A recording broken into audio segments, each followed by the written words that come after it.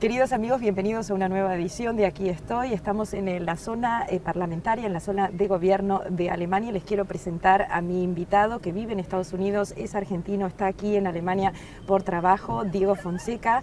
Bienvenido, Aquí Estoy, periodista. Escritor. Vamos a sortear una de sus novelas quizás más importantes, si lo puedo decir, que tiene él, que se llama Crecer a golpes, la historia de los últimos 40 años desde los golpes militares en América Latina y la explicación cómo ha evolucionado América Latina. ¿Qué tal? ¿Cómo te está tratando Berlín con este día maravilloso que no es usual, no es usual? Bueno, parece que la primavera vino con todo a quedarse a la ciudad. Fascinante. Me parece interesantísimo que vos viviendo en Estados Unidos vengas ahora a Alemania en un momento donde el mundo entero tiene su foco, Alemania y Europa, en Estados Unidos con el nuevo presidente Trump. ¿Qué te trae aquí a Alemania? Estoy en un trabajo, en un libro que comenzó en Estados Unidos, de hecho, sobre migrantes y cómo las sociedades trabajan con ellos y se relacionan con aquel que es distinto.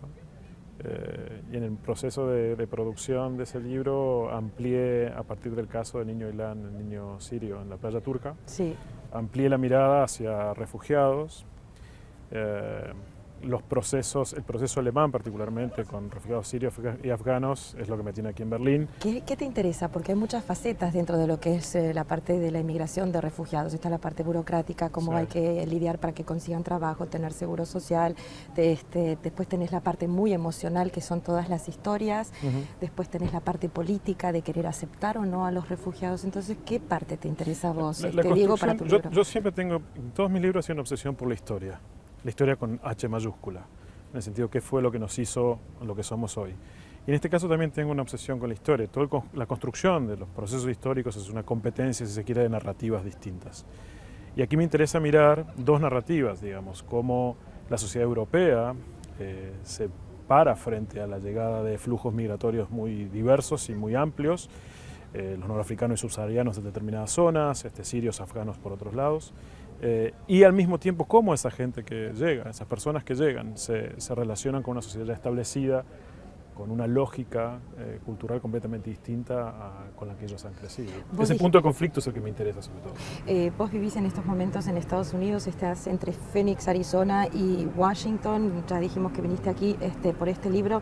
Lo que realmente me interesaría saber es porque el presidente Trump ha basado su campaña electoral en la anti-inmigración. Sí. ¿Cuán preocupada tiene que estar Europa en estos momentos? Vos viviendo en Estados Unidos como periodista, como columnista, ¿cómo ves la situación? ¿Cuán preocupados tenemos que estar los ciudadanos aquí en Europa? Bueno, Trump ha logrado consolidar un discurso xenófobo sin ningún tipo de cortapisas, con absoluta falta de empatía por ese otro distinto. Y ese comportamiento va a ser mirado naturalmente cuando Estados Unidos diseña políticas que tienen la capacidad de impactar en otras regiones del mundo, porque es una referencia indiscutible. Vas a tener rebotes en otras regiones. El caso de Francia, en la elección francesa en proceso, los Países Bajos en su momento, vas a tener otra vez las mismas tensiones en Italia. Y las vamos a tener seguramente en Alemania.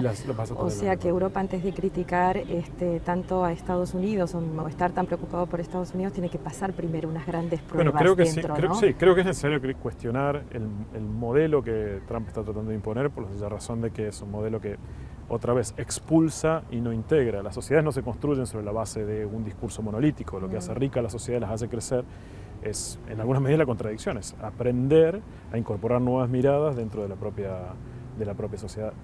No hay cultura única, no hay cultura monolítica, no hay cultura pura, y todas nuestras sociedades son sociedades de transición. El gran problema con Estados Unidos es que intenta reaccionar expulsando a personas sin ningún tipo de razón para hacerlo. No hay razón de fondo, más que la razón de expulsar al otro porque no representa y en alguna medida el ideal racial y cultural con el cual fue construida la nación, Contame o un que creen poco, que fue construida. contame un poco cómo es, por ejemplo, el día a día, el vivir, cómo está el ambiente. Y te lo pregunto especialmente utilizando la palabra ambiente porque yo creo que se vive una realidad totalmente distinta entre Washington, D.C. y Phoenix, Arizona, que ha votado por el presidente Trump. O sea, Sí. que con quién hablas, la gente, las realidades, me imagino que debe ser sumamente diferente, Diego. Entonces, ¿cuál es? D.C. es una ciudad demócrata mayoritaria y abrumadoramente mayoritariamente votó por Hillary Clinton. Es una ciudad progresista, es una ciudad que se ha abierto, es cosmopolita de principio a fin. Arizona lleva más de 35 años bajo dominio republicano y ha sido uno de los laboratorios sociopolíticos más interesantes del país. Hasta la emergencia de Trump y el planteo de Trump alrededor de la expulsión de migrantes, Arizona tuvo la ley de persecución de migrantes más compleja de todas, llamada SB 1070, que facilitaba a la policía realizar racial profiling, o sea, identificar a las personas por el color de piel y a partir de eso determinar si debían pedirles identificación o no para saber si tenían estatus legal en el país. Mi sensación, por haber hablado con la gente, es que se ha incrementado la tensión y el miedo en los migrantes, en general, no solo indocumentados, sobre todo los indocumentados, pero en general, en mi mismo caso inclusive, pues no sabes muy bien qué es lo que está detrás. Perdón, en tu mismo caso, ¿por qué? Por la razón de que yo recuerdo, escribía en el New York Times hace unos días sobre el fenómeno del científico indio de NASA que fue detenido al regresar a Estados Unidos en un viaje a Chile, en el que los funcionarios de migraciones le solicitan acceso a su teléfono y el password de su teléfono para poder ver qué información tenía. E inmediatamente después, en esos días, yo estaba en México y se publicó el caso de un historiador israelí, francés, que había sido sometido a un proceso de deportación porque había llegado invitado por una universidad de Estados Unidos, en Texas, a dar una conferencia y se encuentra con que el oficial de migraciones que lo atiende le dice que no tenía permiso de trabajo para entrar a Estados Unidos. Yo estaba en México, la tensión era significativa, lo que termina por generar ese tipo de tensiones, cuando tú sientes que el Estado en realidad no está trabajando por el ciudadano, sino en contra del ciudadano, es que no sabes dónde estás parado, no sabes qué puede llegar a pasar. La paranoia termina por hacerte preso de la situación. Esa misma paranoia te impide mirar las cosas con más o menos racionalidad. De modo que en el momento en que yo tenía que volver a Estados Unidos, lo que hice fue eliminar todas las aplicaciones de mi teléfono, de redes sociales y demás. Una medida precautoria y en cierto sentido sí paranoica. Volvamos un segundo a Europa, porque Europa está preocupadísima con todo el auge de lo que es un gobierno populista, como por ejemplo el de Donald Trump en Estados Unidos. Europa no mira hacia América Latina y me parece que lo tendrían que hacer, porque quizás ahí la respuesta a cómo sobrevivir al populismo. Nosotros somos un continente que está sumamente acostumbrado a sobrevivir más o menos en democracia con grandes populistas. Bueno, sí, ¿Qué podemos aprender? El mayor problema de los populismos es cuando devienen gobiernos autoritarios. En la raíz general de los populismos está la gran figura del líder y del líder como última razón de las cosas. Europa tiene dos grandes experiencias significativas que marcaron todo el siglo XX. Un lugar acá que tuvo totalmente destruido durante la Segunda Guerra Mundial. El Parlamento alemán es un ejemplo. Mussolini y Hitler han sido dos casos ya extremos de vocación de fe. Sí. El populismo en sí mismo no es una ideología, es una mecánica de construcción del poder que otra vez basa en la figura de una sola persona, la razón de Estado. Pero ¿qué efectos puede tener para América Latina tener al personaje grande arriba, estar viviendo un momento, esperemos que sea una fase, de lo que conocemos en América Latina? Manejo de los medios de comunicación, vos sos por ejemplo periodista, el decir que uno gobierna para el pueblo, lo está diciendo Trump continuamente, a mí me interesa la gente, no las estadísticas, no las teorías, no los números. El problema que tienes con Estados Unidos es que, otra vez, es un país que termina por generar muchísimas más noticias e interés en el mundo que cualquier nación latinoamericana. Estamos hablando de una nación que mueve el 20% del producto global. Y en el caso de Trump, para América Latina en particular, no quieres tener encima un gobierno que no toma decisiones basadas en la diplomacia y en las buenas relaciones con los vecinos y en tratar de construir. El caso mexicano es el caso más, la relación México-Estados Unidos en este punto es el caso más llamativo y paradigmático. Más notable también. Sí, tratando de construir relaciones amistosas, sino que lo basan en la confrontación. Me da la impresión de que el riesgo inmanente para cualquier sociedad es que termines por reemplazar los mecanismos institucionales de gestión de la democracia por estos sujetos que creen que su voluntad es la que define la construcción del poder. Vamos a hacer un minutito, una pausa ahora. Vamos a mostrarles el libro que pueden ustedes ganar en el sorteo Crecer a Golpes, con el ejemplo de Chile como dictadura, para explicar los 40 años post-Chile, o sea, post-dictaduras militares en América Latina. Así que si quieren escribirnos aquí, vamos a poner nuestra página de internet, hacemos una pequeña pausa y continuamos aquí caminando con Diego Fonseca, escritor, periodista y columnista de varios diarios importantes. Ahora te voy a preguntar, ¿cómo está la situación, cómo está el ambiente en el New York Times entre los periodistas? ¿Cómo es trabajar bajo Trump? Seguimos. Berlin, du bist so wunderbar, Berlin, du bist so wunderbar, Berlin, du bist so wunderbar, Berlin, du bist so wunderbar, wunderbar, wunderbar.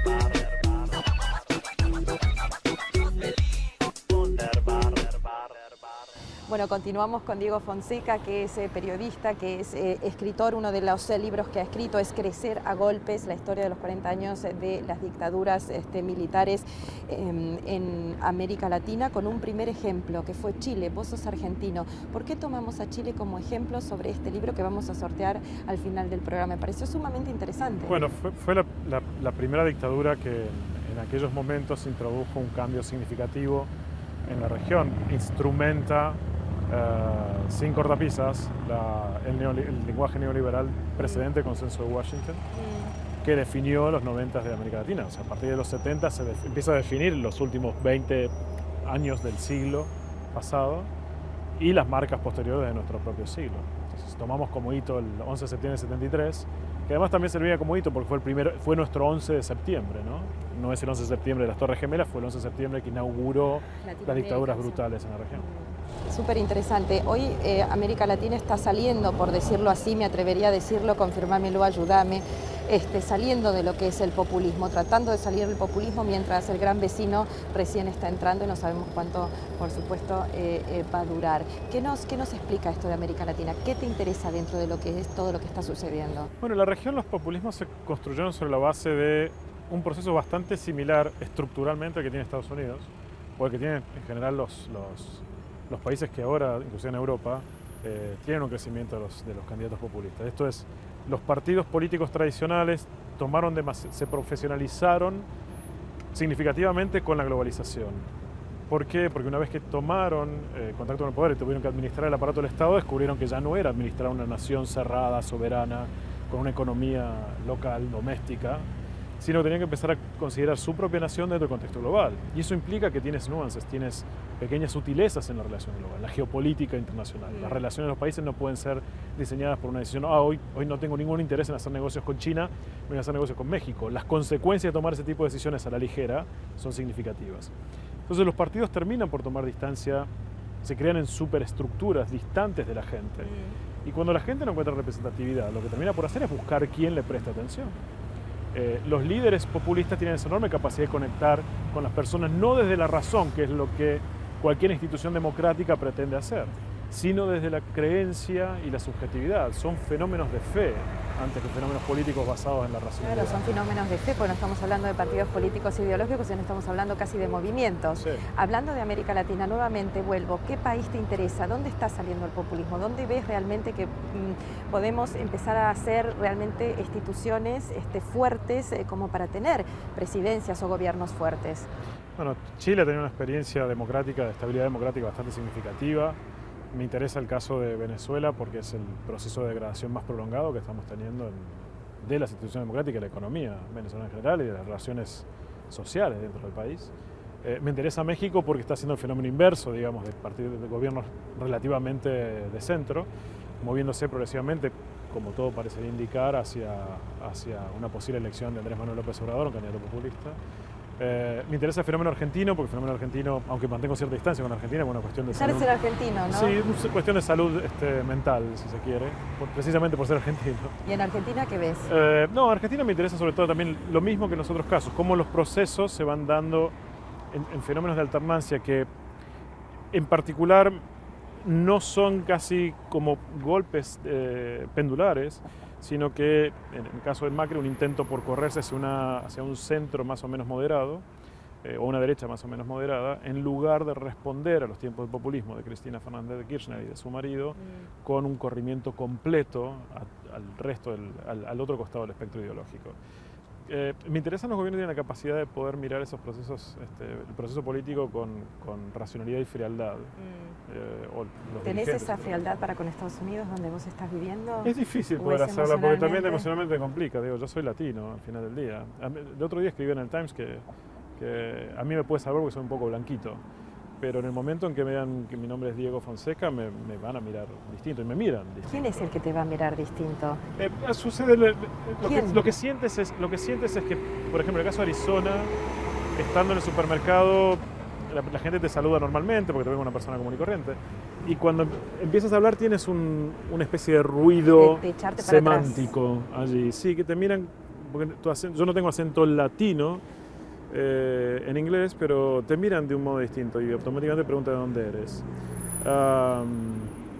Y también está lo que te decía hace un rato, esa especie de construcción paranoica en la que uno pierde capacidad de medir las cosas racionalmente, porque el miedo que se ha introducido en la relación entre las personas es crítico. Uno de los chicos que trabaja cerca de mi casa tiene ese tipo de problemas, no tiene miedo de andar en su auto. Pero te vuelvo a decir lo mismo, nosotros tenemos estos problemas, estas grietas que la vemos en Brasil desde que Dilma Rousseff dejó el gobierno, sí. Lo vemos en Argentina, políticamente ideológico, lo vemos en Maduro, lo vemos en Colombia con el post-conflicto, lo vemos en México con todo el tema de la violencia y la inseguridad, porque no lo vamos a ver en Estados Unidos también. Bueno, pero el proceso es distinto, el caso americano está profundamente basado en xenofobia y racismo.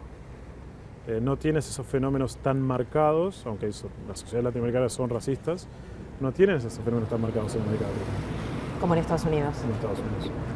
Estados Unidos, la decisión de Trump de empezar a buscar personas indocumentadas de manera ilegal, autorizando al ICE y a la patrulla de fronteras a cuestionar si una persona tiene o no su estatus migratorio, está sostenido sobre basamentos raciales. Porque si yo me acerco a una persona en la calle siendo un oficial, no me voy a acercar a un señor rubio y de ojos claros, porque la presuposición es que esa persona es americano, es parte del americano europeo que visitó. Me voy a acercar a alguien que es marrón.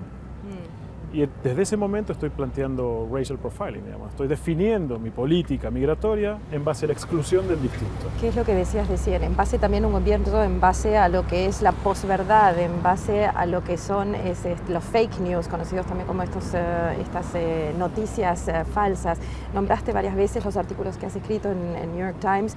Se habla entre periodistas, ¿qué es lo que ha cambiado? Por ejemplo, para un Washington Post o para New York Times, saber que está en guerra con un gobierno, una guerra mediática. ¿Qué se habla entre ustedes? Yo no siento que los medios hayan declarado la guerra. Ha sido Trump que ha dicho que está con guerra con los medios. ¿Cómo ha sido la reacción de los medios? Creo que la reacción de los medios ha sido la reacción institucionalmente más sana en términos democráticos, que es: somos periodistas, nuestro trabajo es tratar de trabajar con hechos y corroborar los hechos y desmentir aquello que no es verdad. ¿Y qué respuesta tienen los periodistas norteamericanos de Estados Unidos al entender el proceso de que un presidente ha ganado con todo el periodismo clásico y el periodismo internacional en contra? Bueno, primero es el estado de shock, ¿no? ¿Cómo es posible que esto esté sucediendo? Este es un país... le están empezando a llamar liberal bias, esta creencia de que... Bias doble. Sí, por estar viviendo en los paréntesis que son las dos costas, en los que se vivían sociedades relativamente cosmopolitas, progresistas, democráticas, el interior del país también pensaba del mismo modo. Y no se está viendo eso. Y en el caso de los medios, hay un intento por tratar de comprender cómo hacemos otra vez para acercarnos a la gente. El gran valor que ha tenido la estrategia de Trump es que limpió la intermediación del medio para tener contacto directo, en este caso a través de Twitter. Y en una comunicación infrecuente para los medios, que es la de: nosotros producimos noticias, pero en muchas ocasiones no estamos mirando cómo esa noticia vuelve. Esa es la autorreflexión. Esa debiera ser la autorreflexión. Los medios respondieron a Trump con básicamente políticas de fact-checking mucho más estrictas y mayores en volumen. O sea que eso cambia la forma de hacer periodismo para nosotros. Me parece que nosotros tenemos que seguir trabajando más sobre volver a la calle, a escuchar a la gente y contar las historias de la gente. ¿Eso es lo que vos contás en tus talleres de periodismo? En la medida de lo posible lo intento. ¿Te vienen y te preguntan cómo lidiar, cómo hacer el grueso de enfrentarnos? El grueso de las historias que nosotros trabajamos en los talleres están basadas en la idea de hacer storytelling. Tú puedes hablar de inflación, puedes hablar de xenofobia, pero si no cuentas la historia de la gente que sufre la inflación, la historia de la gente que está sufriendo la segregación, si no cuentas el conflicto que tienes con el otro también, porque hay sociedades que tienen esa puja, Alemania la tiene, Europa la tiene en general, Estados Unidos la tiene. No vas a poder hacer el delivery, contar específicamente cuáles son las contradicciones que están afrontando tu propia sociedad. Estás cerrando en poner el foco respecto a los procesos sociales que tienes. Te voy a hacer una pregunta concreta. Vos viviendo en Phoenix, Arizona, ya lo dijimos varias veces en el programa, un estado netamente republicano que ha votado en definitiva por un Donald Trump. Cuando hablas con la gente, la cotidianidad, los problemas que tienen, porque lo haces como periodista, me imagino, ¿hay alguna razón por la que vos hubieras en algún momento dicho yo voto por Trump? O sea, llega un momento donde vos podés entender esa gente que ha votado por Trump. Bueno, sí, hay una infinidad de razones. Hay gente que es abiertamente racista, hay personas que han sentido que los políticos se han ocupado demasiado por poner a Estados Unidos en el mundo y no han prestado atención a la microeconomía. Hay gente que ha perdido su trabajo, que tienen 50 y pico de años y un nivel de formación académico bajo, no tienen calificaciones para hacer otra cosa porque es todo lo que hicieron toda su vida, operarios industriales, y han perdido su trabajo porque la fábrica que los empleaba se mudó y no han tenido por parte del Estado respuesta de cómo hago yo con 50 y pico de años para volver a trabajar, en qué voy a volver a trabajar. Y los trabajos que consiguen son todavía de menor calificación con menor paga. Ha habido enojo, Trump logró conectar con la desesperación de muchísimas personas que veían que el mundo en el que ellos vivían ya no es lo que era. Habiendo visto tan de cerca todo este proceso de la campaña electoral, cómo fue electo, los partidos políticos, ¿no? Y esta grieta que estamos hablando en Estados Unidos, ¿qué consejo le das, por ejemplo, a una Francia y más que nada a una Alemania? Tenemos el Reichstag, el Parlamento alemán enfrente nuestro, estamos por la zona gubernamental, tu pequeño National Mall, si vivís en Washington. ¿Qué se puede sacar de toda esta experiencia en Estados Unidos para unas elecciones como Europa? Bueno, consejo no tengo ninguno porque es bastante poder. Digo, creo que Frau Merkel puede tener algunos más para... Está calado, sí, está calado. No, digo, la sensación que tienes o el deseo que tienes es que los partidos tradicionales y la dirigencia política democrática, con voluntad democrática, entienda que necesita volver a poner los pies en la tierra. Que sí, estamos en un mundo global que exige mayor nivel de formación y se ha complejizado la discusión política y económica a nivel internacional. Y ramificado. Pero en esa atomización necesitas volver a poner el ojo en las necesidades específicas de la gente que forma parte del territorio que tú gobiernas. Tenés un hijo viviendo en Estados Unidos. Sí.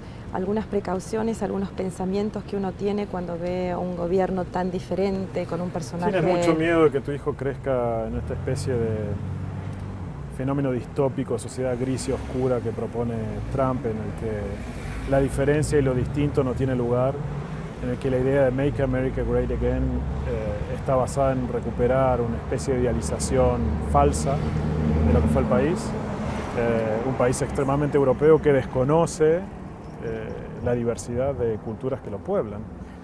Hace no mucho tiempo a mi hijo le pasó que apenas había ganado Trump, va a la escuela, un compañerito de él, afroamericano, se acerca y lo abraza y le dice: tú eres mi amigo, yo no quiero que te vayas a México. Oh. Su compañero creía que Mateo era mexicano solo por el hecho de que su apellido es latino. Entonces tienes ese problema de que hay una necesidad de diálogo mayor, no solo entre los dirigentes políticos y la sociedad, sino dentro de la misma sociedad, entre diversidades que no están dialogando suficiente. El único modo que tú logras construir sociedades democráticas más razonables y sostenibles es a partir de la integración de lo distinto. Cuando lo absorbes dentro de un canon general. Una gran prueba para Alemania con el 1,5 millones de refugiados que ha recibido en el 2015, que por supuesto ya te enterarás y seguramente lo sabes que ha bajado la cantidad de refugiados que también están llegando, se ha regularizado muchísimo, ya no es más la Alemania del 2015, pero sí me gustaría finalizar esta entrevista preguntándote: uno emigra a un país porque o lo admira, porque tiene la sensación de que va a tener mejores posibilidades o porque le tiene una simpatía a este país. Vos vivís en Estados Unidos, emigraste de alguna forma de Argentina a Estados Unidos. ¿Lo volverías a hacer hoy? Bueno, tuve la fortuna de pasar por México primero. ¡Qué fortuna! Sí. ¡Qué fortuna! Y llegué a Estados Unidos por elección, pero también por descarte, que no se dan otras oportunidades. Uno tiene un plan y la vida tiene otro. Y creo que la habilidad del individuo, como de la sociedad, es adaptarse a ese plan que la vida tiene para uno. Te agradezco muchísimo por esta entrevista. Diego Fonseca, el escritor, el hacedor de este libro, Crecer a Golpes, uno de los grandes temas, uno de los grandes análisis que nos gusta escuchar sobre Latinoamérica, sobre Estados Unidos, y bueno, muchísima suerte en tus estudios, en investigación sobre el tema de los refugiados aquí en Alemania, que es sumamente interesante y que no está terminado tampoco el tema aquí, por supuesto. Gracias. Muchísimas gracias, Diego Fonseca, y un saludo para ustedes, América Latina, y nos vemos la semana que viene en otro programa más, y ojalá con el mismo tiempo que nos trajo Diego de Barcelona. No te lo lleves, ¿eh? No. Gracias.